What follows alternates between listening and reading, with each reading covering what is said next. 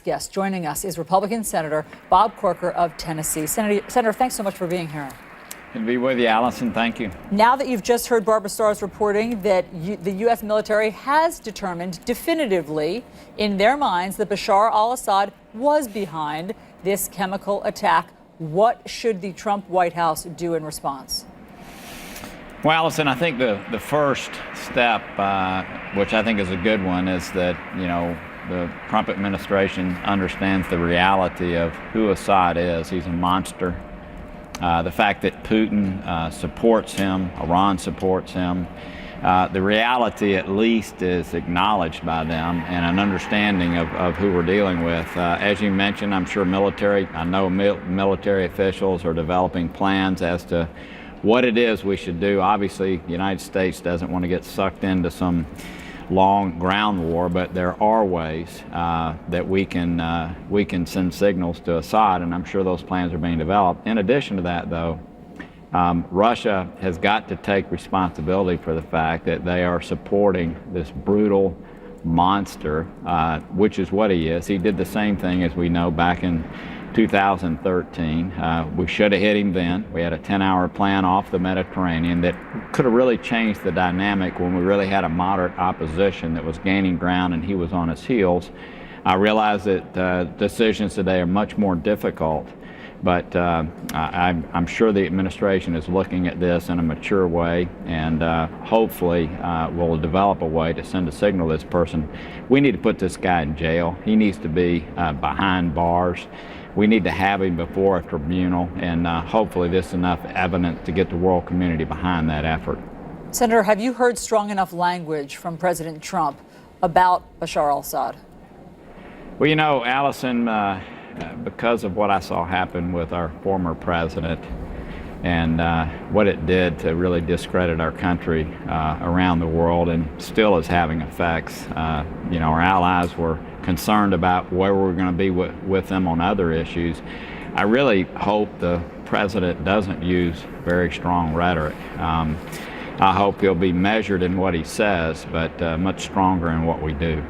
Senator, correct me if I'm wrong, but back in 2013, what you're talking about, when President Obama brought the case of let's use military action to Congress, you Right. voted for it. You were all in. That ended up...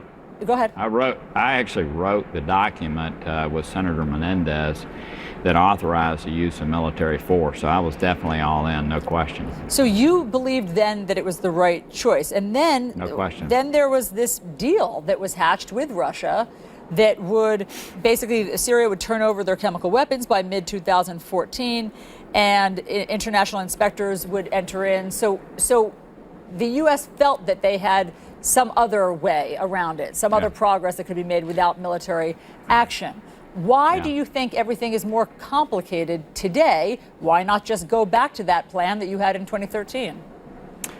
Well, we had a moderate opposition that was real, that was gaining ground. Assad was on his heels. It's much different now. The moderate opposition is scattered. It's a much different effort that's underway. But let me go back to that. I mean, what happened was the president took a long walk around the White House and made the decision not to do it. And then an excuse was given, and we jumped in the lap of Putin. We really did. And I don't know if, Allison, you know this because you cover these kind of things, but that was the beginning of Putin's ascendancy onto the world stage.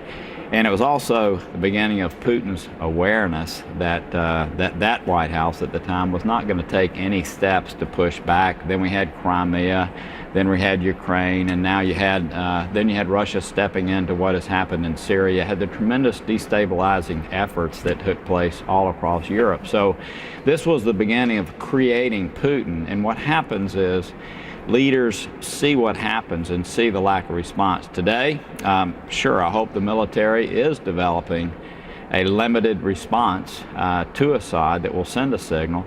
I also hope that the world community, to the extent you can shame Putin, shame Russia, I hope the world community will shame them into taking actions that no longer cause them to support this brutal, monstrous dictator that Assad is.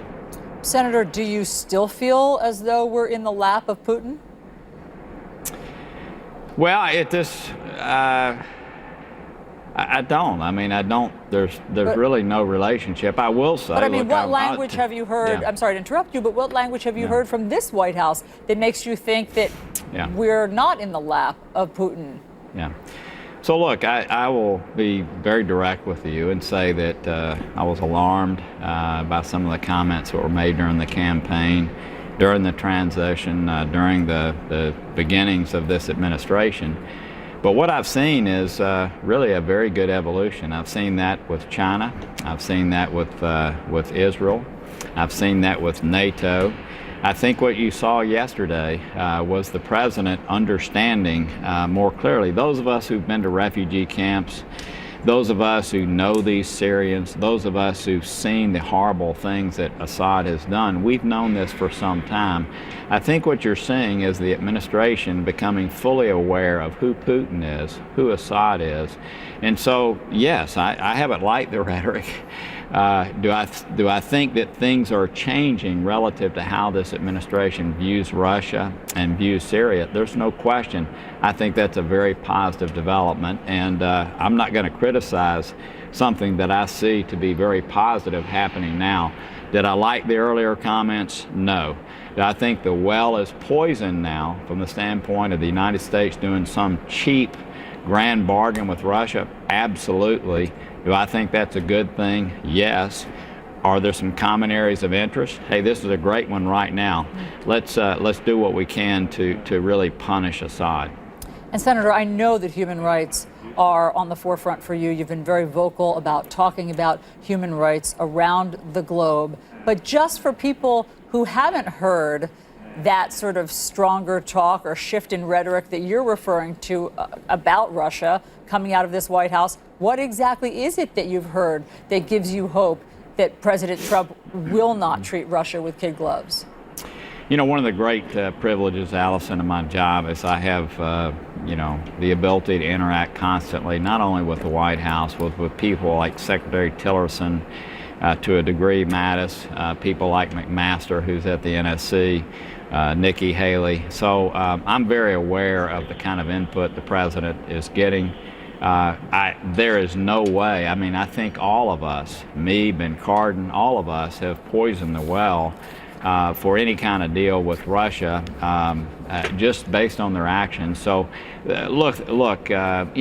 sure, would I love for us to have better relations with Russia? Absolutely. But I think you have to deal with the realities of who they are, what they're doing to really undermine institutions of democracy around the world, because countries like Ukraine and what's, anything that shows that people can have self-determination, can really work in a free enterprise system without corruption, those are things that are a threat to Putin. And we need to make sure that we do everything we can to hold those values high, including human rights. And again, I think this administration is moving in that direction, thankfully, and I want to support that, as everyone should. Senator Bob Corker, we appreciate you coming on New Day. Thanks so much for being here. Thank you.